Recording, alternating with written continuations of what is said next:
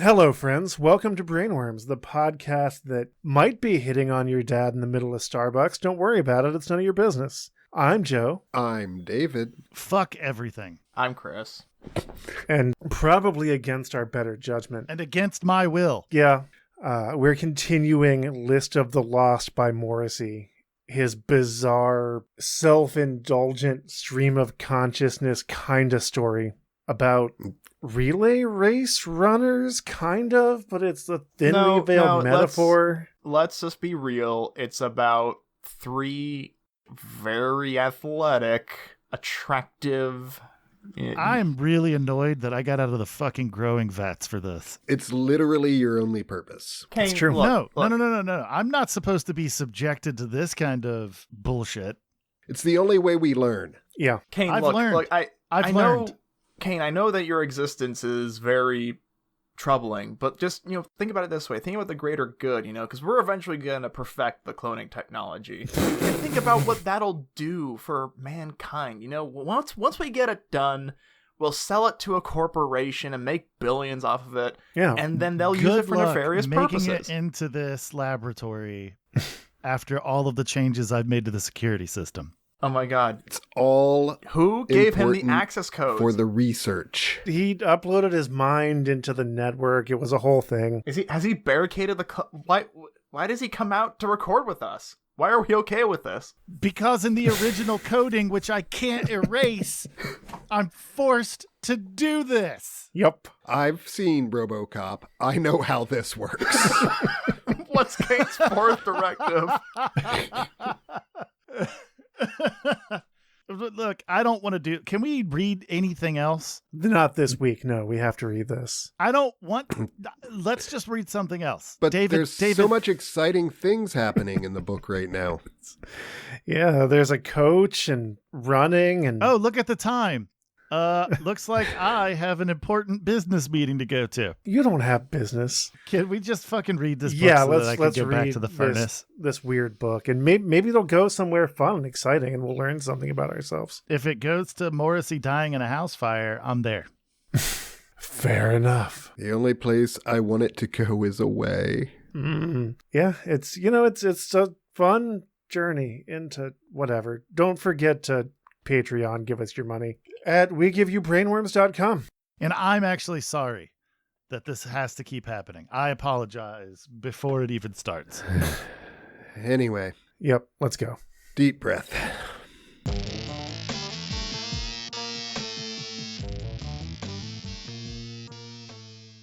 Okay, so you're now warmed up, the coach croaks, even though 2 get out and push hours have already dragged by. This sounds like a gay porno. I'm split between being terrified and really hoping that this is the way that he actually talks in conversation.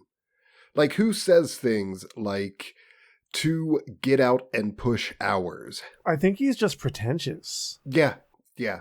I don't think that. I have been certain of that for like 30 years. Yeah. I used to be, when I was a younger person, sort of a mark in his favor. I've grown. How many pages is this book? Oh, too many. Good answer. Good answer, yeah. In the heat and the heart of the moment, it is all never good enough, and the team ache for rest whilst wanting to perfect. Their dependency upon Mr. Rim's glib jib annoys their spirits whilst also directing, and he repeatedly mumbo-jumbos his muttering mantra of, "Get your head into the game." A game it isn't, but with some mutton-head meaning such words find reason. I mean, it is a game. It is, in fact, a game. It's fucking relay racing. Yep. There is no poetry in this military exercise, and yet it is understandable to cry with gratitude when it all goes well. All dietary modifications made, it becomes a sign of success when the boys feel too exhausted to sleep. But they are short sprinters and not tested for endurance, and so directed are they towards success that they can now only accept praise from those least likely to give it. Anything else is motherly encouragement, which will not do in the meathead world of savage sport. Savage sport like relay racing. Yeah. Not football, which people come away with brain damage, yeah. but relay racing. Yeah, Morrissey, not a jock. Light rain taps their faces like uncommitted kisses as early evening rush hour begins to hum from beyond the training ground. There is still no commitment from quibbling Rims, logic chopping his way across every speedboat team attempt. Rims is only alarming if you are afraid of him, which the boys are not, but nonetheless there he is, a human speedometer whose insults facilitate and demolish the spirit in equal measure. The Quibbling Rims would be a good name for a British alternative rock band. My grandma moves faster than that, he drones with standard banality. May Satan rest her soul. Stretching and high kick exercises hone up on the scratch gravel, and the fastidiousness shows a spit and polish tone on these days that seem like nothing yet might have great meaning in years to come. May I interrupt for like 10 seconds? Please.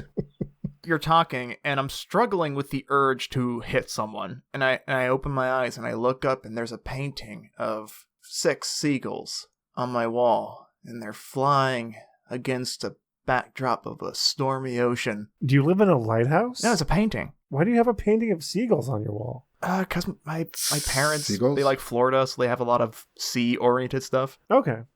That makes sense. I was just curious. I'm sorry. But I look up at that painting, and like it was just an escape. I could look at it and see the brushstrokes and feel the stormy wind and the spittle of the ocean as the birds fly into the rage of it. I'll spit on you if that's what you're trying to get out of this. I want the painting. It's saving my soul.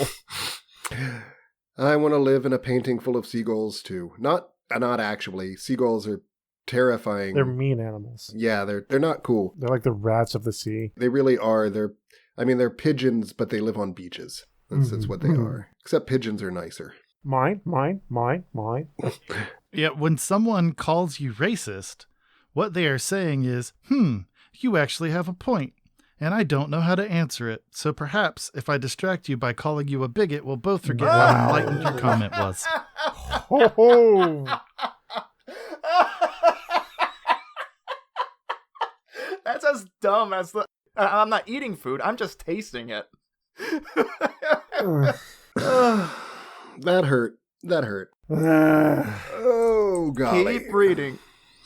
Although I don't have anything against people from other countries, the higher the influx into England, the more the British identity disappears. Right. You can't help but feel that the Chinese people are a subspecies. Whoa. Can't you, though? Can't you? But why? Because fuck Morrissey, that's why. No, I mean, like, what makes you feel that way? Being a racist is what makes you feel that way. Yeah. I mean, you can look at people from Wales and feel that they're a subspecies. I mean, the Welsh are clearly a subspecies. Let's... The podcast doesn't endorse David's anti-Welsh sentiment. It's hard to be a man. It's made to be hard, and I don't know why. I think it's easier to be a woman. The women's movement has been so successful. The men's movement has never been accepted. I think it's not wanted. Kaine, I can appreciate what you're doing here, and I agree with you, and I think we've made the point that he is an abysmal human being. He's a shit person. But let's focus on this bit of his writing. Let's criticize his literary work, not his everything else. I'm just trying to run out the clock so we don't have to hear any more of it. I'll admit it.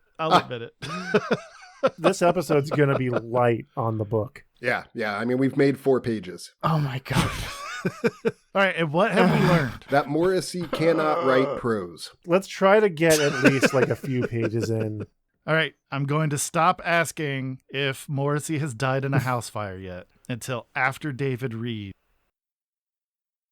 These months that gleefully suck the life out of your prime, even though you think it must surely be far too early in life's story for reflected light to take root. None can be patient enough to let life take its course as the years creep upon us like energy thieves, and to be 20 years old has no vague importance to those who find themselves in such infancy, for there is time aplenty to waste, and indeed to enjoy wasting. That's not only the fucking bullshit muttering of an old man. It is. It's complete ignorance and nonsense. Yeah, he clearly doesn't remember being 20. Mm-hmm. I remember being 20. I didn't think the rest of my life was rolling out in front of me forever. I thought, fuck, I'm not a teenager anymore. I am now old. Now what? Right. You know who kind of took a similar, not the same, but similar sentiment and expressed it 1,000 times better? Literally everyone. Literally everyone. But remember when we read Something Wicked This Way Comes? Oh, yeah. And it was musing about summer days and the fleeting of youth. And painting with words the images in our head. Also, John man, I wish we were reading that book. Oh, yeah. Life Did I tell you guys the first time that my age restricted me from doing something? Did it involve David finishing pages of this book so we could get it over with? Just asking for a friend. You don't have friends. Asking for my next clone because I have to send this memory to him. Closing the day, Mr. Rims now talks to the boys almost as if they were proper people, and this change in tone signals the dying day, for Rims is homesick for the success that only the boys can bring to him. This is a darker than usual April, with a major competition too close to jest about as June approaches like a meteorite in this year of 1975. So lavish with promise, so sadistic in demand. It's a whole lot of words to tell us that we're reading a book about 4 relay racers in Boston in 1975. Yup.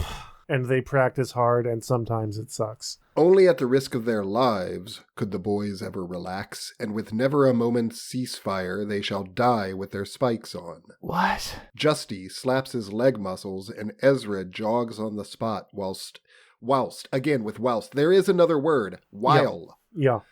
Whilst lifting his knees comically high. Nails twists his upper torso as the lower body remains statue still, his hands on his hips, and Harry seeks some applause for his impressive one-armed push-ups. The boys are indeed licked into shape and ready to jockey and scramble even the feared fraternities of Lakeview and Bennington, from where rumors of hellion gazelles have taken the wind out of a nation's sails. The handoff, here in God's own Boston, has been so skillfully mastered that the most difficult task ahead will be shaking hands and kissing babies, the names of our tracksters called out to, yet unanswered, as bleacher observers rise to their feet and shout to our boys as if believing in nothing else. Easy victories do not await, but just rewards seem like a tasty cakewalk, a wrapped-up walkover, so neat and ready to breast the tape. They remind us all of what it is to be living, just as they might show you that you are not. But their natural joys can prevent us from dwelling on our own private failings. As innocent as water, as fueled as a bursting tank, their drunken rapture is found in their natural selves, ready to be televised and then pressed for their secrets like an imperious political dynasty. What the fuck? The athlete is very alone and must control every outcome, knowing how an unforeseen blunder shall be judged as the beginning of the end, or even worse, the end of the beginning. You might let others down when such a move is the opposite of your intentions, and the shifting nature of luck leaves you privately howling. Quick tip to the listeners. If you're gonna tell a story, unless it's a nuanced or, an experimental thing, it's generally a good idea to have a theme or an idea to adhere to. Oh, he does.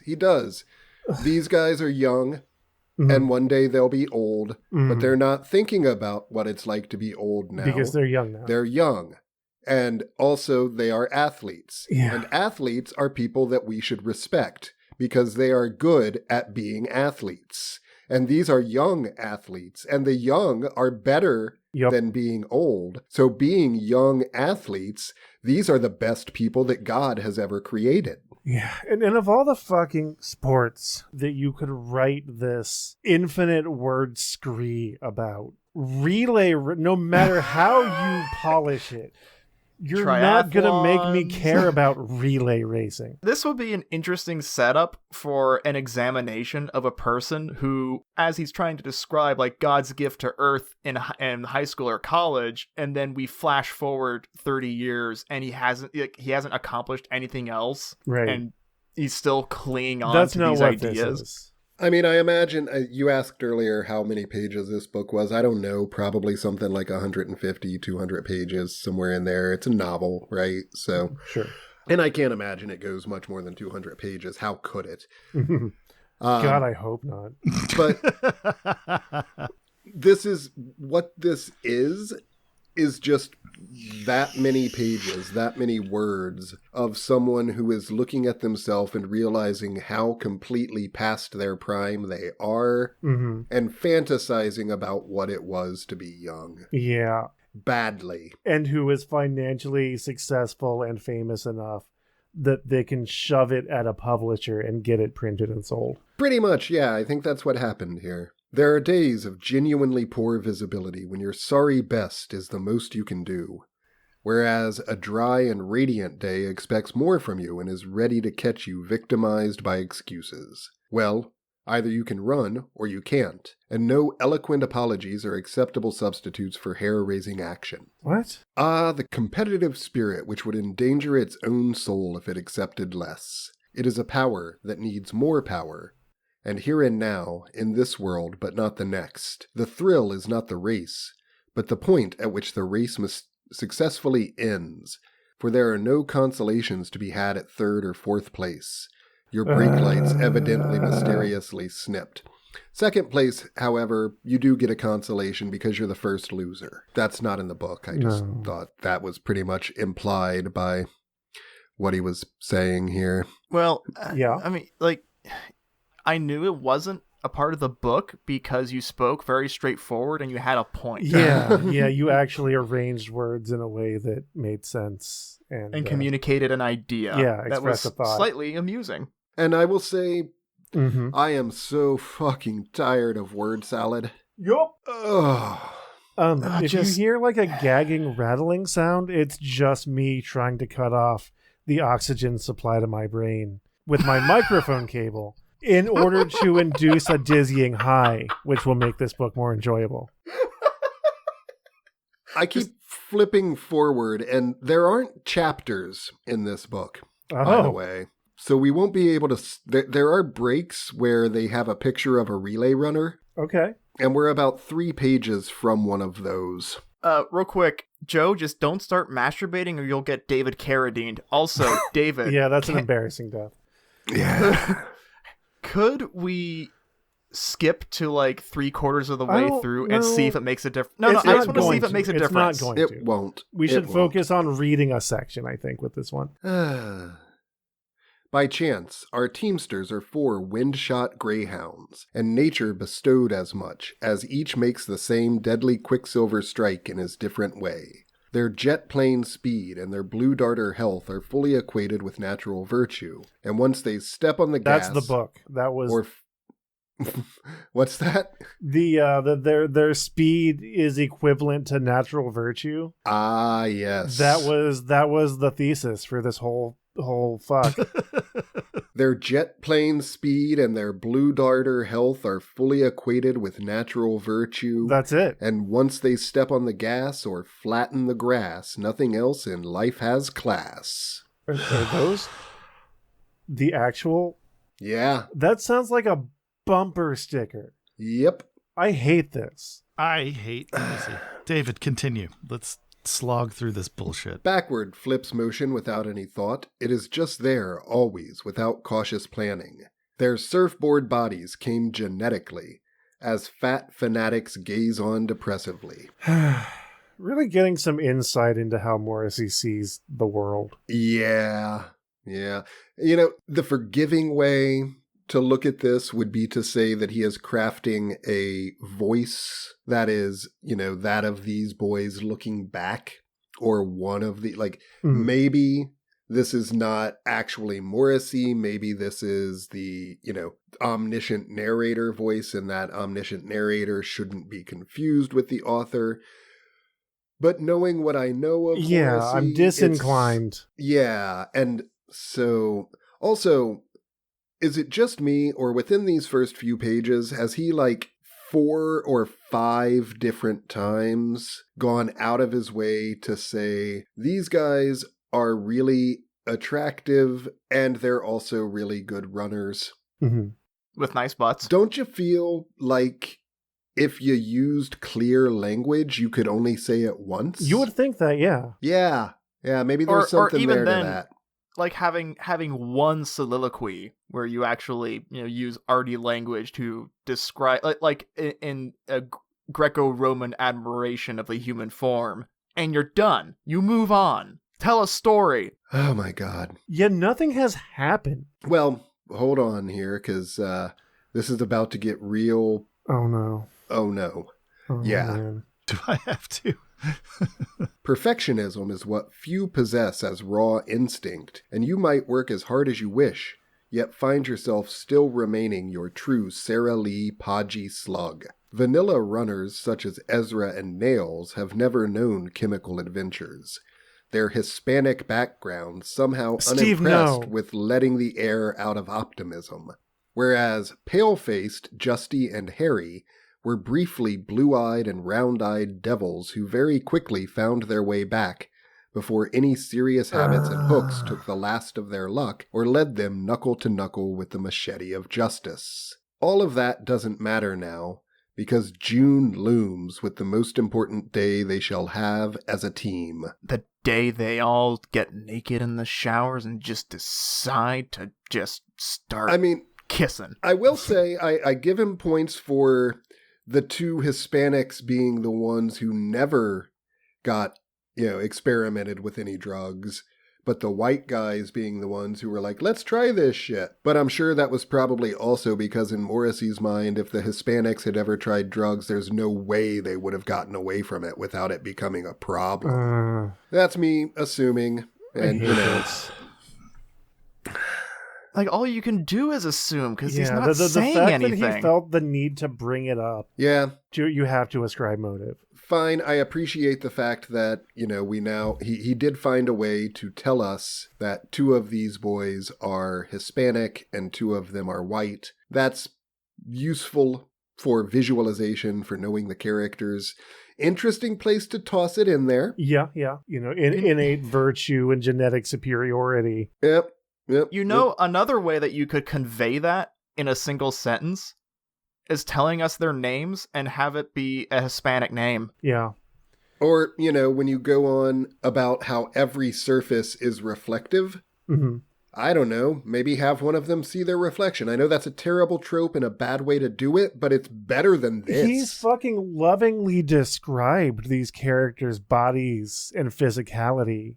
This is college, right? This isn't high school? Yeah, these are college students. Okay, so they're 20. Odds are they're not underaged. No, they're 20. All four of them are 20. But he's given us nothing about their facial features or anything of that. Just their physicality is very important.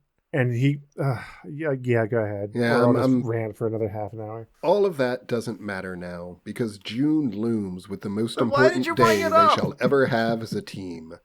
When national television cameras document a major track defeat for Boneless Bennington and gassed Lakeview, our Priors Wood tetrad repaid with paradise for all of their hard work. Nails didn't care too much about what he did in life, as long as he did something well, scarred as he was by his scrappy social background of unrelenting parental disapproval, of the untouchable question of religion's fatal grip, of hate and hurt persistently bruising a harmless heart, whereas Justy had fared better in a rambling house full of upper-hand sisters, although they had always been they, whilst he would always be other due to whitewashed gender divides and separations that appeared to crop up hourly, and just occasionally with some meaning.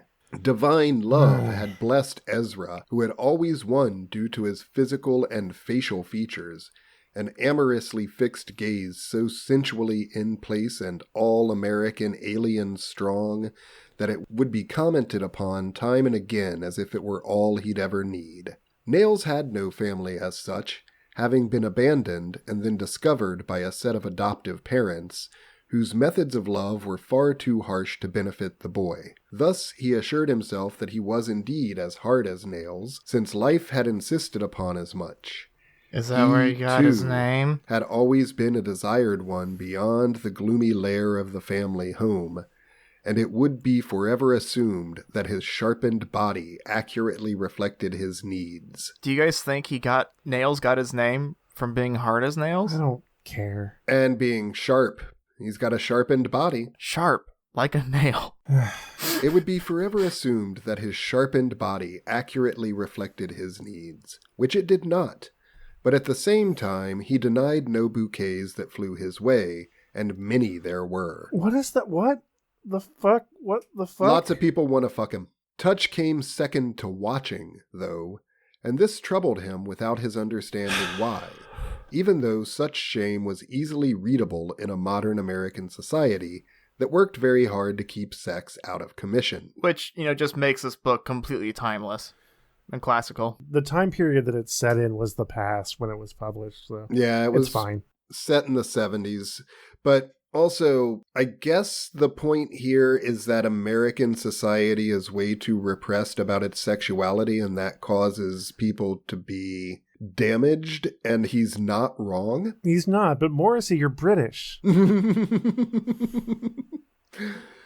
At a standstill, sexual experience became the one thing that most young people thought about, usually with worried countenance, and soon they would grow to fear it and learn to suppress it without finding out anything new about it, or about themselves in relation to it.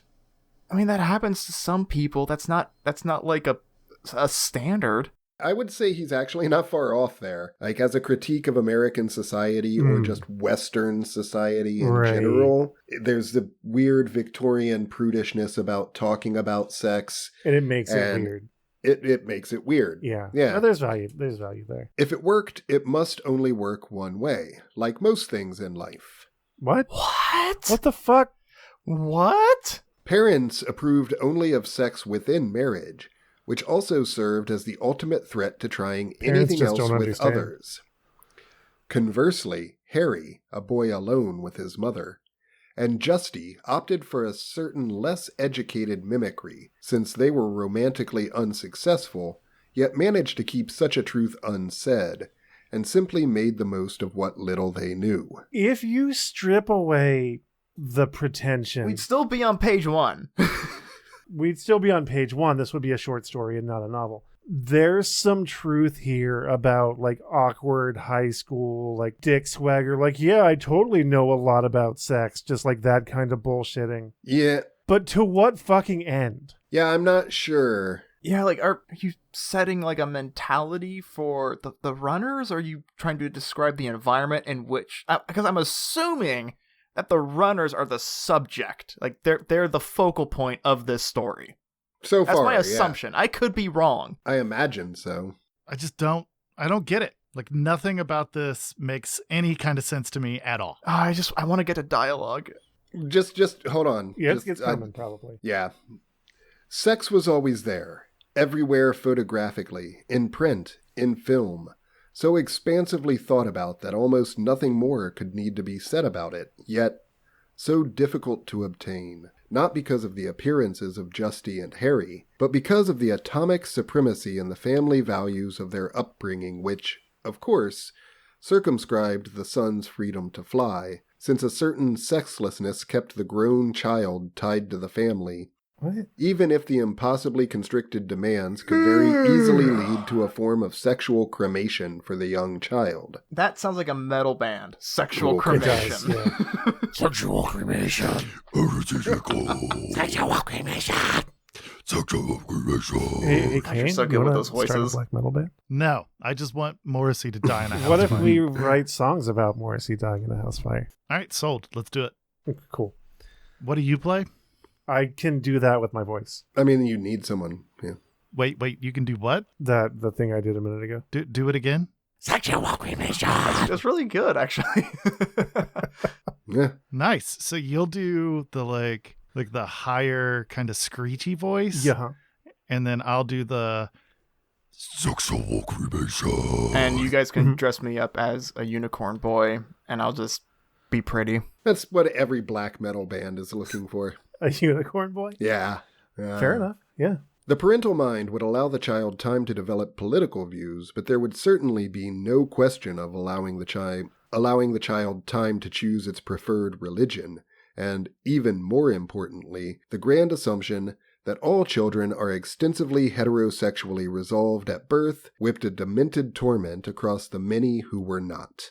Well said, sir, actually. Well said. This bit about, society suppressing, the identity of the youth and Victorian sexual ideas, you can pretend he knows what he's talking about and is making a point. Whether physical maneuvers were difficult or easy, and it is usually one or the other, and for eternity, our foursome found in each other a generosity of spirit and determination that all other circumstances seemed blind to. Each would make up for the other's loss. So firmly they took their friendship into their own hands, and around it went. Only Ezra worried that 4 males had found each other to be so emotionally indispensable to one another, yet he could not argue in favor of a better situation.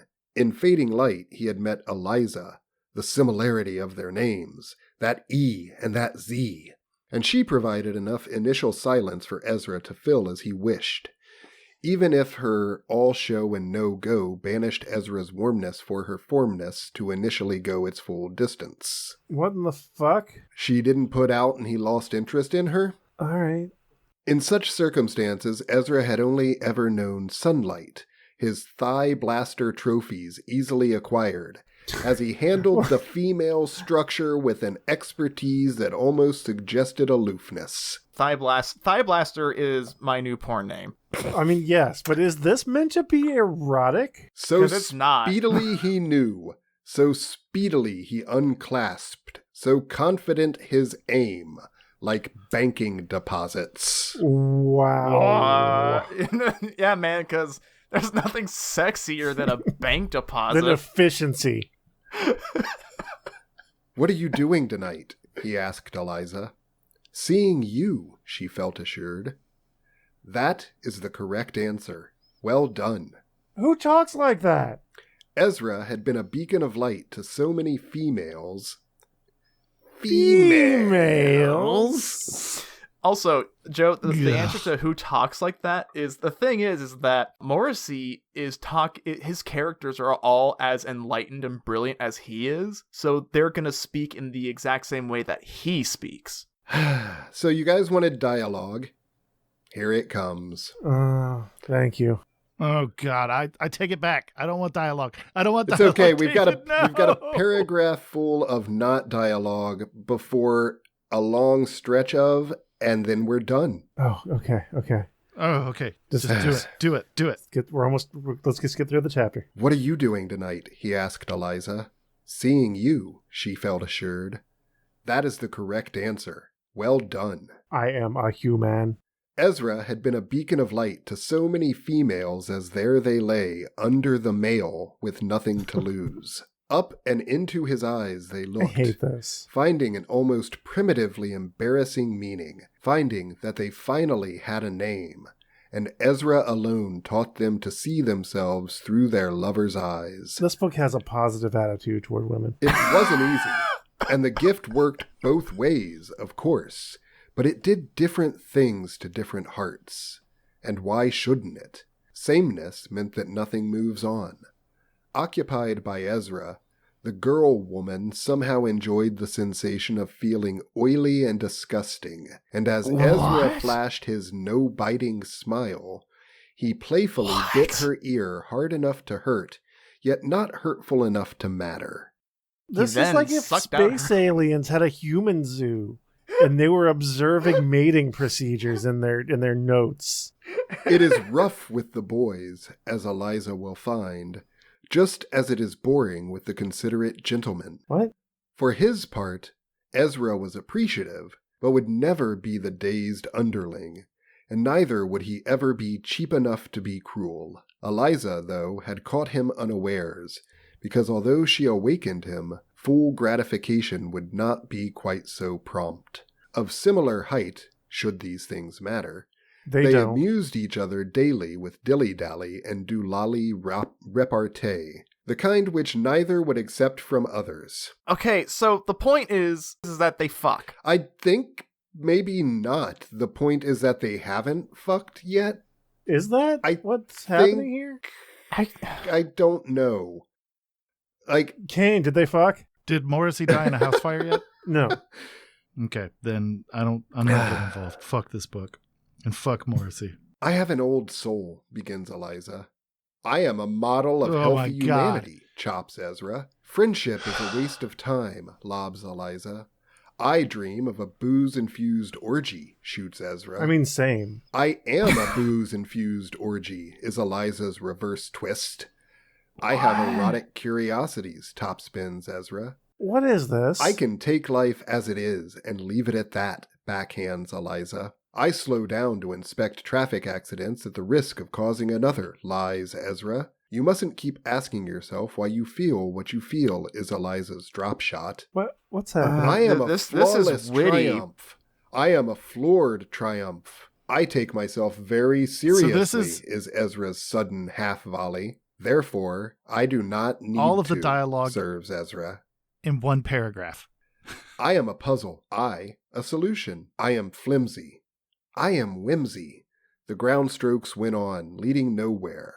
For the tiebreak was truced, and the play and serve love match was an even double. So I imagine Morrissey, Yeah. right? Uh-huh. He's sitting at his typewriter or word No. processor. He's or using computer. a typewriter. Okay, so he's sitting at his typewriter, right? And that page is Yeah. finished.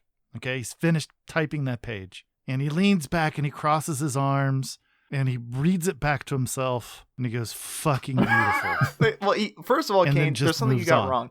He can't cross his arms because he's too busy furiously masturbating.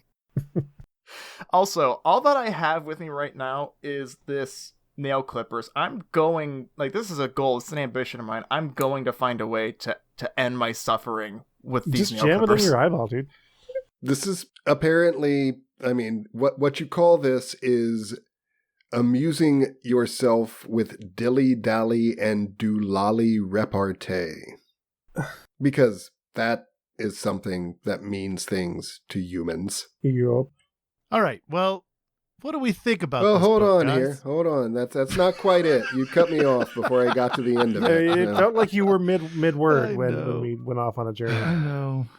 I have to start over. No. Oh, I don't. no, David. David, you no. don't. David. I can't hear I am a model of a major general again. Model of healthy I will humanity. eat this cat if you read that paragraph again.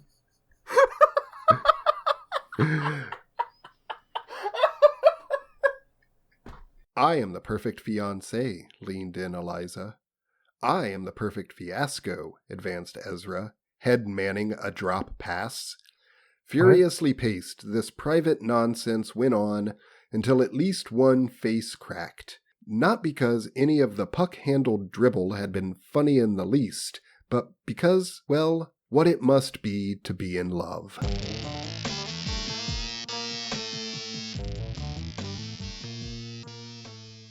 Was that supposed to be some kind of banter? Yeah, that's what Morrissey imagines banter to be like. Between a couple? Yeah, between... Is there more? No. All right, good. All right, well, That takes us to the black and white picture of the relay runner, which I assume to be the... Cool. We're going to start chapter 2, right? no. What do we think about this book, guys? I hated everything about Yeah, it. it's If there terrible. are people That that sucked like hard. this, the only people that they could possibly be are people who are experts on Morrissey's history, so they understand like It's his... like a secret language to them. Yeah. In the same way that people who read the extended universe of the Star Wars books, like the bad ones, you know the ones I'm talking about. The prequels? Yes, thank you, the prequels. That was what I was looking for. I just want to go home.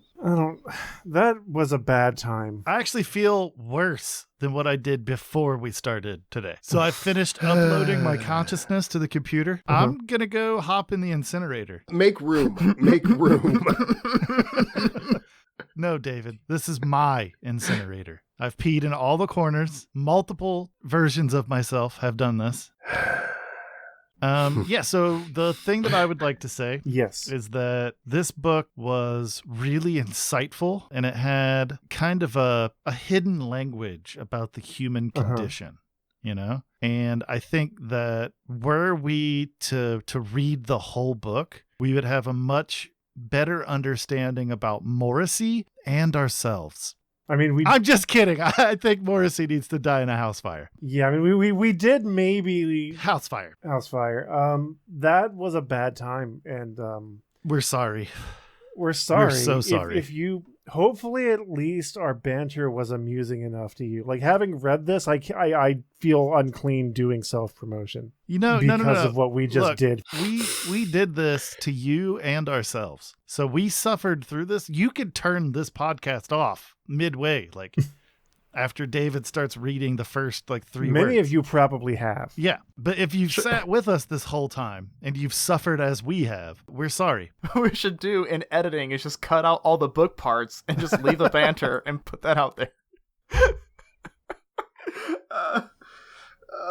So I'm just gonna say here, I kind of moved forward through the book a little bit just to see if it goes anywhere. And apparently at some point, spoiler alert for anyone who's actually planning on reading this, Harry dies. Oh no, not Harry. Who's that? And he was such an important character. And then there's a lot of talking about what happens and, you know, what does it mean to be left behind when someone dies, and then some discussion of whether America is a good country or not. Trick question. It isn't. Right. No, it's not.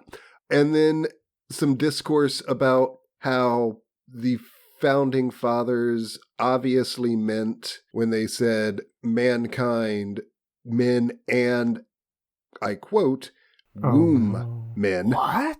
That's the dumbest.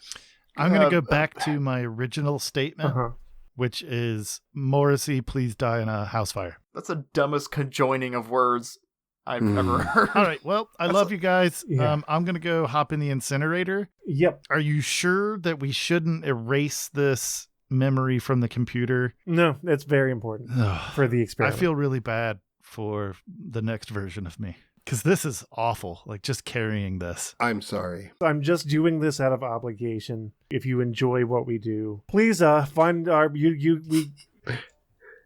we give you brainworms.com. You can find our Patreon. You can find the other projects that we have in the works. And you can yell at us. You can yell at us and demand an apology for what we just did. Or tell us why Sure. you enjoy our works. Or tell us why you hate us. That's fair. If you want to defend the writings of Steve Morrissey, you're starting with a handicap because we don't agree. And I'm coming from fuck you, like right off the bat. Yeah. Oh my God. But if you want to have that conversation, please, we'd be happy to have it with you. Unless you're coming from a place of xenophobia. If you want to defend his anti-immigrant shit, then we're not going to have a conversation with you because it's not worth our time. But if you want to defend his literature, then we will talk to you about that. I just have to point this out. Yes, sir. At the end of the book, it's not at the beginning of the book. It might be in the print version, but in the EPUB version, Sure. the copyright information is at the end of the book. And it is copyright Whores in Retirement 2015. Okay. The moral right of the author has been asserted. I don't know what that means. You did it. You made a statement. The moral right of the author What? has been It's like a power asserted. move in written form. Do you think that's it? He's just marking his territory? Yeah, I think we just all got pissed on by Morrissey, I can guys. think- Don't ever say that to me again. Like, man, I hope never to have to. that's the least erotic experience I've had with being pissed on. Did I do diligence? Did I do all the self-promo that I'm supposed just to? reference them to another video. Let's get out of here. Yeah, we're going to go because that was the final nail in this episode. We're sorry. I'm going to push the fucking button and stop the recording.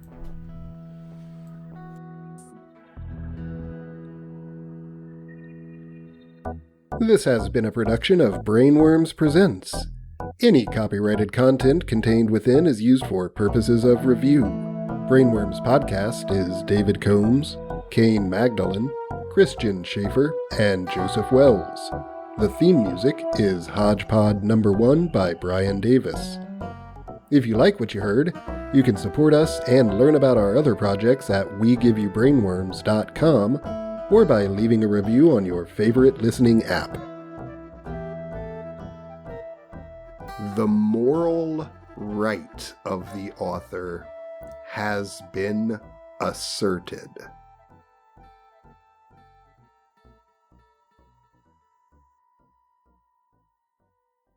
We are all just worms in his earth.